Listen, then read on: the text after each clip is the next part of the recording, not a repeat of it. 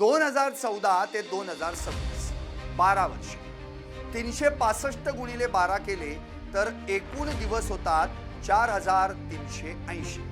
200हून अधिक देशांचा दौरा आणि या 12 वर्षात किती घेतल्या प्रेस कॉन्फरन्स? एक, फक्त एक. ती पण कधी?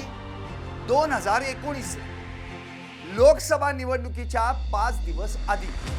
आणि त्या एका कॉन्फरन्स मध्ये काय केलं? केवळ एका प्रश्नाचं उत्तर दिलं आणि ते उत्तर तरी काय होतं सांग. म्हणजे 12 वर्षात पत्रकारांच्या प्रश्नांवर थेट उत्तर किती सांगतो. ही आहे जगातल्या सर्वात मोठ्या लोकशाहीच्या प्रमुखाची गोष्ट. होय, ही आहे भारताचे पंतप्रधान नरेंद्र मोदींची गोष्ट. 12 वर्षे एक प्रेस कॉन्फरन्स, हाच आहे का मोदींचा कॉन्फिडन्स? नमस्कार, मी संदीप आणि तुम्ही पाहताय LS मराठी. 12 वर्षे एक प्रेस कॉन्फरन्स. तुम्ही म्हणाल काय सांगताय, विश्वास नाही बसत? चला फॅक्ट्स मांडतो. PM नरेंद्र मोदी 12 वर्षे एक प्रेस कॉन्फरन्स. 2014 ते 2026 नियमित स्वतंत्र प्रेस कॉन्फरन्स किती? 0. म्हणजे गेल्या 12 वर्षांमध्ये एकही नियमित प्रेस कॉन्फरन्स नाही. एकमेव पत्रकार परिषद कधी घेतली? 17 मे 2019. ठिकाण भाजप मुख्यालय. त्यावेळी सर्वच्या सर्व प्रश्नांची उत्तरं दिली कुणी? अर्थात अमित शाह. मात्र 64हून अधिक मुलाखती दिल्या. त्याही कुणाला? निवडक चॅनेल्स, निवडक पत्रकार, निवडक प्रश्न. एकाच शब्दात सांगायचं झालं तर स्क्रिप्टेड. आता तुलना करूयात. Manmohan Singh 114 press conference, Atal Bihari Vajpayee 77 press conference.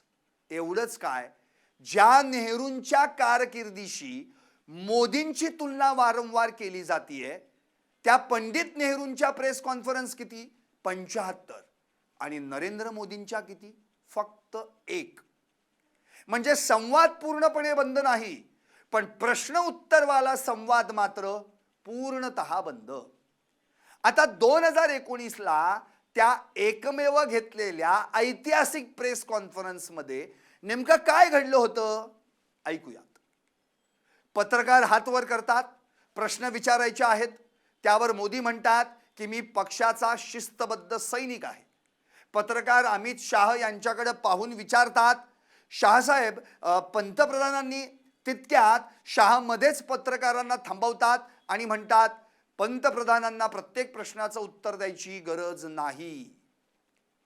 जगातील सर्वात मोठ्या लोकशाही देशाचे 12 वर्षांपासून पंतप्रधान, पण 12 वर्षांमध्ये एकही नियमित प्रेस कॉन्फरन्स नाही. मग PM मोदी संवाद साधतात तरी कसे? उत्तर अगदी सिंपल आहे. मन की बात, महिन्यातून एकदा 2 तास.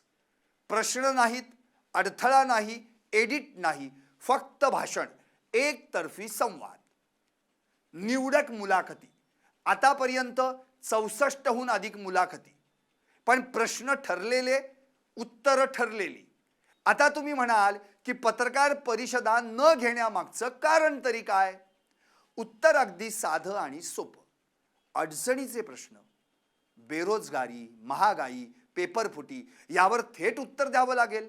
त्यापेक्षा भाषणं ठोकणं आणि रॅली काढणं केव्हाही सोपं. थेट प्रेसमध्ये कोणता प्रश्न येईल माहीत नाही. बेरोजगारी, पेपरफुटी, महागाई, रिस्क आहे भाई. रॅली, मन की बात, ट्विट, इथं कसं थेट संदेश, तोही 100% कंट्रोलमध्ये. कुणी मध्यस्थ नाही. प्रश्नांची उत्तरं देताना अडखळायला झालं तर त्यापेक्षा आपलं स्टेजवरून भाषण करणं भारी.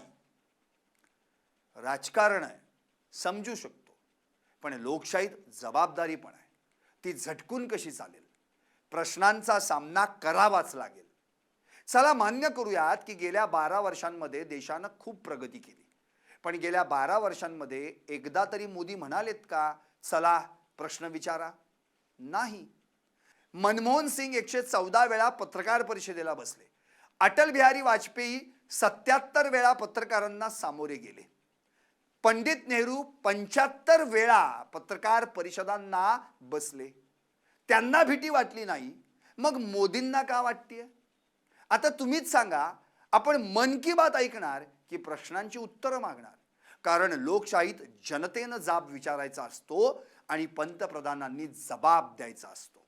तुम्हाला काय वाटतं? व्हा व्यक्त आणि पाहत रहा LS मराठी फक्त.